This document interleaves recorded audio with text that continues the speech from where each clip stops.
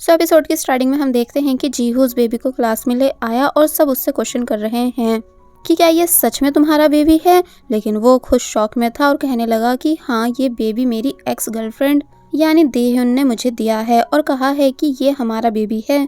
जो सुनकर सब आपस में बातें करने लगे और तभी मिस रिन क्लास में आ गई तो तब जीहू उनको देखकर रोने जैसा मुंह बना लेता है। तो वहीं बेचारी युनबी जिसने जीहू को प्रपोज करने का मन बना लिया था, उसका बुरी तरह दिल टूट चुका होता है और वो जब क्लास में आई तो उसकी आंखें रोने वाली हो रही थी, लेकिन वो बिना किसी से बात करे अपनी सीट पर बैठ जाती है। फिर हम स्टाफ रूम का सीन देखते हैं जहाँ जीहू के बेबी को मिस्टर गू संभाल रहे थे और मिस्टर ली और दूसरे टीचर्स उनकी हेल्प करा रहे थे। तो वहीं जीहू ऑफिस में बैठा हुआ होता है और याद करने लगता है कि जब देहुन ने बताया कि ये बेबी हमारा है, जबकि जीहू को कुछ याद नहीं है कि उनके बीच ऐसा कुछ कब हुआ। तो तब देहुन कहती है कि मुझे बस अब्रॉड पढ़ने जाना है, इसलिए 3 साल बाद में अपने बेबी को तुमसे वापस ले जाऊंगी, बस तब तक तुम इसका ध्यान रखो क्योंकि ये हम दोनों का बेबी है। तो तब इस वजह से जीहू इतने शौक में था कि चुपचाप बेबी की जिम्मेदारी लेने के लिए मान गया था। मिस रिन आकर उससे बात करती हैं तो वो कहता है कि क्या मुझे स्कूल से निकाल देंगे। तो तब वो कहती हैं कि तुम चिंता मत करो, अभी तुम्हारी मॉम आने वाली हैं, हम फिर उनसे इस बारे में बात करेंगे। तो तब वो थोड़ा शांत हुआ।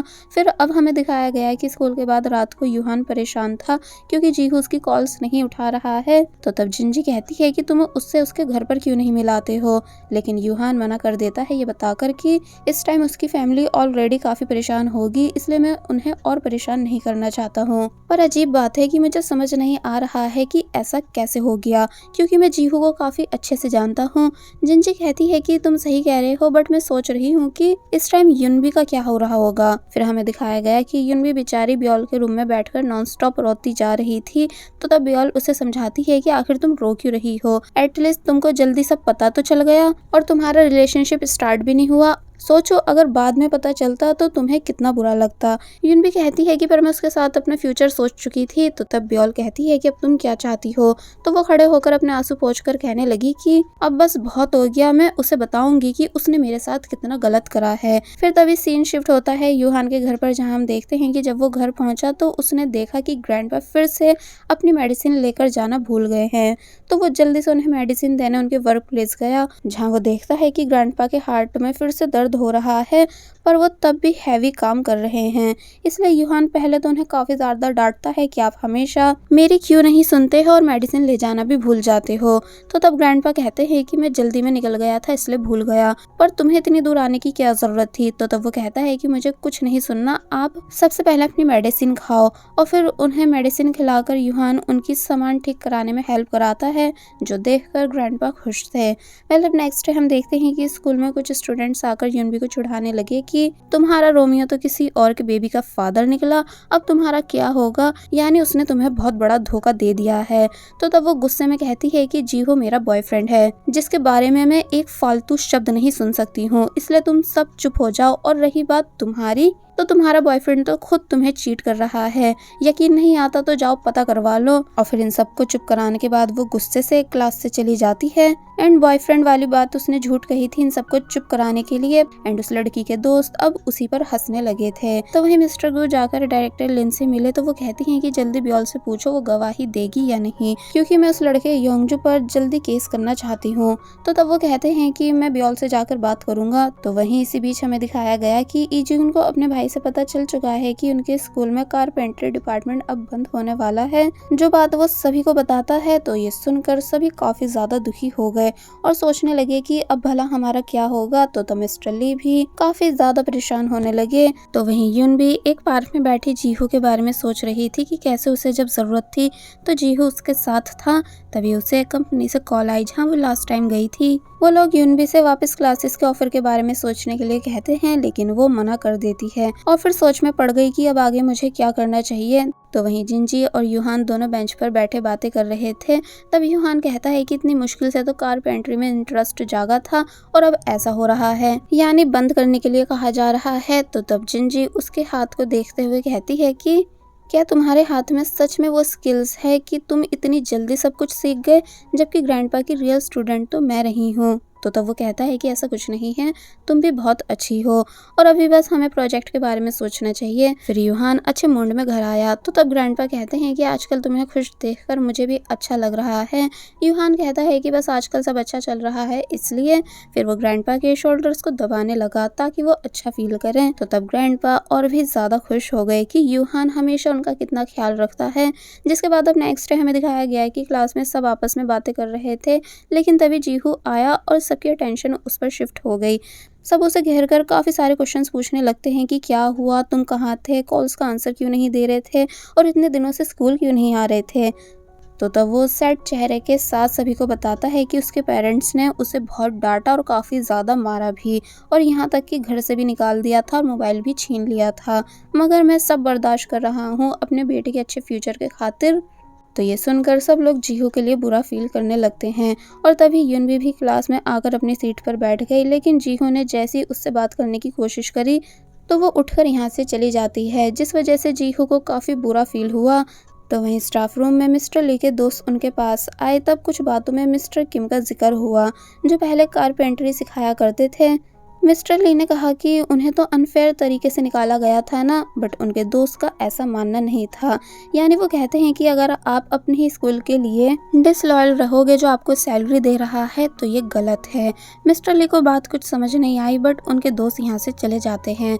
तो वहीं दूसरी तरफ डायरेक्टर लिन का भाई उनसे मिलने आया और गुस्सा करने लगा कि आखिर ये केस कब खत्म होगा, आप कुछ कर क्यों नहीं रही हो। तो वो उसी पर गुस्सा करने लग जाती हैं कि अगर तुम सावधान होते तो ऐसी सिचुएशन कभी बनती ही नहीं, ऊपर से मैंने तुमको मना करा है ना यहाँ आने से। तो तब वो कहते हैं कि ठीक है तुम जल्दी सब ठीक कराओ और फिर बाहर आ गई जहाँ उनकी मुलाकात मिस्टर ली से हुई। एंड अब क्योंकि वो मिस्टर ली को जानते हैं तो पुरानी बातों पर लड़ने लग जाते हैं, मगर तभी मिस रिन बीच में आ गई और उन्होंने कहा कि आप स्कूल में ऐसे तमाशा नहीं कर सकते हो, जो सुनकर वो ये बोलकर चले गई कि तुम्हें बाद में देख लूँगा। मिस रिन मिस्टर ली को कहती हैं कि उनकी बातों पर आप ज़्यादा ध्यान मत देना, लेकिन मिस्टर ली के दिमाग में काफ़ी कुछ चल रहा था। फिर सीन शिफ्ट होता है कारपेंट्री क्लब में जहां ऑलमोस्ट बेंचेस का सारा काम ख़त्म हो चुका है।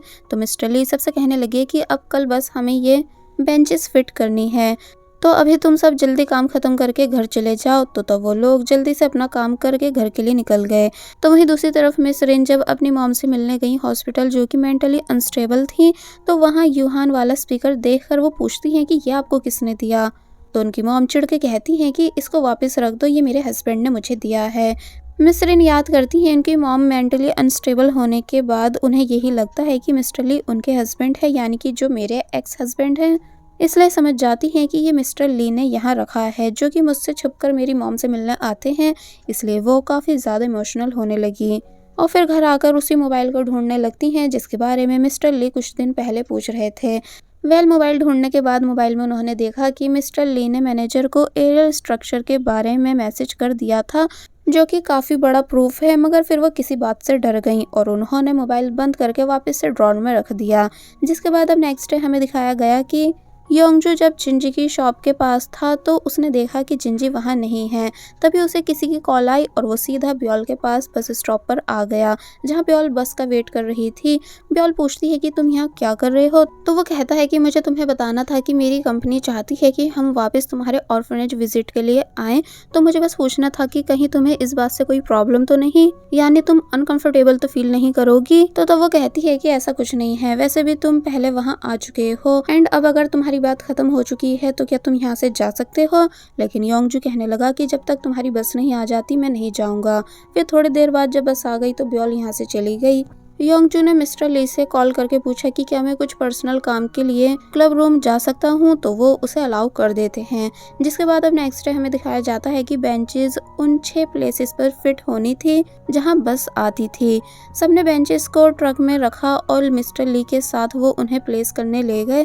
फिर पहली लोकेशन पर यूहान की बेंच लगी और मिस्टर ली उसके काम से काफ़ी इम्प्रेस थे और कहने लगे कि अभी तुम्हें और सीखने की ज़रूरत है, लेकिन तुम्हारा डेडिकेशन मुझे काफ़ी अच्छा लग रहा है। तो तब यूहान उन्हें थैंक्स करता है और साथ में एक सेल्फी भी लेता है और फिर दूसरी लोकेशन पर चला गया। सभी की बेंचेस को फिट करने के बाद अब बारी थी जिंजी की बेंच की, लेकिन तभी वहाँ एक स्टूडेंट अपने फादर के साथ आया और बेंच को देखकर एक्साइटेड होने लगा। जिंजी ने बड़े प्यार से उससे कहा कि ये आपके लिए ही तो है। तो वो बच्चा बेंच पर खेलने के लिए कूदने लगा। बच्चे को खुश देखकर जिंजी और यूहान ये दोनों भी काफी खुश हो रहे थे कि तभी वहाँ बारो फर्नीचर से मिस्टर जाइमिन भी आ गए और बच्चे को खुश देखकर उसकी एक फोटो लेते हैं। लेकिन जब बच्चा बेंच पर कूद रहा था कि तभी वो नीचे हो गई, जिस वजह से बच्चे को काफी चोट आई, जो देखकर जिंजी के होश उड़ गए कि भला ऐसे कैसे हो गया। तो वहीं बच्चे के फादर उन सभी को काफी सुनाते हैं कि इतना बेकार काम करा है आप लोगों ने कि बेंच अचानक ही टूट गई, क्या ये आपने इतनी नाजुक बनाई थी। तो मिस्टर जाइमिन उनसे माफी मांगते हैं और बच्चे के हॉस्पिटल बिल्स को स्पॉन्सर भी कर देते हैं। तो तब जाकर आदमी शांत हुआ और वहां से चला गया। फिर मिस्टर ली उस बेंच को देखकर जिंजी को बताते हैं कि बेंच पर जो तुमने स्क्रू लगाया था वो अंदर तक नहीं गया था, जिस वजह से बेंच स्ट्रांग नहीं बनी थी। जो सुनकर जिंजी को यकीन ही नहीं हो रहा था कि आखिर मुझसे इतनी बड़ी मिस्टेक कैसे हो गई। तब मिस्टर ली उसे मोटिवेट करने की कोशिश करते हैं, लेकिन अब वो इस बारे में बात ही नहीं करना चाहती थी, इसलिए यूहान जिंजी को घर ले गया। दूसरी तरफ युनबी जीहो को कैफे में मिलने बुलाती है, लेकिन वो अपने बेबी के साथ आया, जो देखकर युनबी को अच्छा नहीं लगता। लेकिन तभी वो पूछती है कि मुझे सब एक्सप्लेन करो कि आखिर चल क्या रहा है और कि अब तुम इस लड़की से शादी करोगे जो इस बेबी की मदर है। जीहो युनबी को पूरी बात एक्सप्लेन करता है कि वो बस इस बेबी का 3 साल तक ध्यान रखने वाला है, क्योंकि देहुन के मॉम डैड इस बेबी को बेचना चाहते थे। जो सुनकर युनबी गुस्से में चिल्लाती है कि अब हमारा क्या होगा, यानी कि तुमने मेरे बारे में कुछ भी नहीं सोचा। कि तभी शोर सुनकर बेबी रोने लगा और जीहो का ध्यान उसी पर चला गया, जो देखकर युनबी को और ज्यादा गुस्सा आया और वो चिढ़कर यहाँ से चली गई। जो सब देखकर जीहू को काफी बुरा लगता है, पर वो खुद काफी मजबूर था। अब हमें दिखाया जाता है कि मिस्टर ली योंगजू के फैमिली रेस्टोरेंट में सियोन से मिलने गए, लेकिन उन्होंने देखा कि वहाँ ऑलरेडी मिस्टर गु योंगजू की मदर से बात कर रहे थे। लेकिन मिस्टर ली को देखकर वो चुपचाप यहाँ से चले गए। फिर योंगजू की मॉम ने बताया कि डायरेक्टर ने धमकी दी है कि अगर हमने केस पर से गिव अप नहीं करा तो वो योंगजू पर क्रिमिनल चार्जेस लगवा देंगी और हम ऐसा नहीं चाहते। तो तब मिस्टर ली उन्हें समझाते हैं कि आप ऐसे केस वापस मत लो, वरना वो समझेंगी कि आप डर चुकी हो। मैं इस मैटर पर कुछ करूंगा, आप चिंता मत करो, बस योंगजू को इस बारे में कुछ मत बताना, वरना उसे रिग्रेट होगा। तो ये सुनकर वो मान गई एंड मिस्टर ली को दिल से थैंक्स करती हैं। फिर मिस्टर ली वहाँ से घर आ गए। तो वहीं जिंजी अभी भी परेशान थी और टेरिस पर अकेली बैठी थी। यूहान ने कहा कि मैं ऊपर आता हूँ, लेकिन उसने मना कर दिया। तो तब वहाँ ग्रैंडपा आए और उन्होंने जिंजी को समझाया। वो उनके सामने रोने लगी। तो तब वो कहते हैं कि तुम अच्छा करोगी और तुम्हें कारपेंटरी पसंद भी है, यही मैटर करता है, बाकी कुछ नहीं। तो तब जिंजी बात को समझती है और ग्रैंडपा उसके साथ बैठे ही रहे। फिर अब नेक्स्ट डे हम देखते हैं कि ब्योल मेकअप कर रही थी, क्योंकि आज योंगजू उसके ऑर्फनेज में आने वाला है। ब्योल की दोस्त कहती हैं कि तुमको आज क्या हो गया है जो इतना रेडी हो रही हो। तो तब वो कहती है कि ऐसी कोई बात नहीं है। फिर योंगजू की कंपनी की वैन आ गई, तो वो सभी लोग बाहर चले गए। वहाँ की केयर टेकर योंगजू को पहचान जाती है, लेकिन उन्हें नहीं पता था कि अब ब्योल का इससे ब्रेकअप हो चुका है, इसलिए वो सभी के सामने कह देती है कि ये हमारी ब्योल का बॉयफ्रेंड है। जो सुनकर योंगजू के साथ सभी काफी ज्यादा शॉक हुए और फिर योंगजू को चिढ़ाने लगे, लेकिन उन दोनों ने कुछ भी नहीं कहा। तो वहीं दूसरी तरफ यूहान जिंजी को ऊपर बुला लेता है मूवी देखने के लिए और कहता है कि मुझे याद है बचपन में तुम्हें फनी मूवीज काफी पसंद थी और स्पाइसी फूड खाना पसंद था, ताकि तुम रिलैक्स हो सको। तो तब वो कहती है कि अभी भी ये तरीका काम करता है और फिर स्माइल करने लगी। फिर हम दोनों तरफ के सीन देखते हैं, जहाँ योंगजू और ब्योल ऑर्फनेज में बाकी बच्चों के साथ एंजॉय कर रहे थे, जहाँ सब उनसे काफी ऑकवर्ड बातें कर रहे थे कि आप दोनों हमेशा खुश रहना और कभी एक दूसरे से अलग मत होना। एंड ब्योल के बारे में योंगजू को काफी बातें भी बताते हैं, जैसे वो अभी भी चीजों को लेकर काफी चूजी है और बच्चों की तरह बिहेव करती है। इसलिए योंगजू हंसता है, क्योंकि उसे ये सब बातें क्यूट लग रही थी। फिर जब बाद में दोनों बात कर रहे थे, तो योंगजू उसे वुडन बुकमार्क देता है, जो उसने खुद ब्योल के लिए बनाया था। ब्योल खुश हुई। फिर ब्योल उसके भाई के केस के बारे में पूछती है, तो वो कहता है कि कोई है जो विटनेस बनकर हमारी मदद करा सकता है, लेकिन उनका करियर खराब हो जाएगा, इसलिए हम ऐसा नहीं चाहते कि हमारी वजह से वो प्रॉब्लम में पड़े। पर अगर तुम ऐसी सिचुएशन में होती तो तुम क्या करती। तो तब ब्योल कहती है कि मैं तो सिर्फ खुद ही का सोचती। योंगजू हंसता है और कहता है कि जितना मैं तुम्हें जानता हूँ मुझे ऐसा नहीं लगता कि तुम ऐसा कुछ करोगी। फिर दोनों हंसने लग जाते हैं। फिर बाद में बियोल उन बुक मार्क्स को देखते हुए डायरेक्टर लिन की बातों को सोचने लगती है और उसे कुछ समझ नहीं आ रहा था कि उसे क्या करना चाहिए। तो वहीं इसी बीच जिंजी और यूहान मूवी एंजॉय कर रहे थे, लेकिन तभी जिंजी के फादर डोर नॉक करने लगे। जिंजी डर के मारे छुप गई, तो वहीं यूहान ने डोर ओपन करा तो उन्होंने कहा कि हमारे किचन में लीकेज हो रही है, इसलिए मैं पाइप चेक करने आया हूँ। मगर वहाँ टेबल पर 2 चॉपस्टिक्स देखकर उन्हें थोड़ा डाउट होने लगा कि भला यहाँ दूसरा पर्सन कौन था और अब वो कहाँ गायब है। यूहान ने बात घुमा दी। फिर जिंजी के फादर पाइप ठीक करके जैसे ही बाहर गए तो यूहान जल्दी से डोर बंद करके अंदर रूम में आ गया। उसने देखा कि जिंजी अलमीरा में छुपी हुई थी, लेकिन उसके पैर में चोट आ चुकी है, इसलिए वो जिंजी को नीचे उतार कर पैर को स्ट्रेच करने लगा, लेकिन जिंजी ने दर्द में उसके किक मार दी और फिर दोनों हंसने लग जाते हैं क्योंकि अब जिंजी ठीक थी। बट इन दोनों की खुशी ज्यादा देर तक नहीं चली, यानी एक मोमेंट पर ऐसा लगा जैसे सब कुछ ठीक हो गया हो, लेकिन यूहान के पास एक कॉल आई कि ग्रैंडपा को हार्ट अटैक आया है, जिस वजह से उनकी सिचुएशन सीरियस है।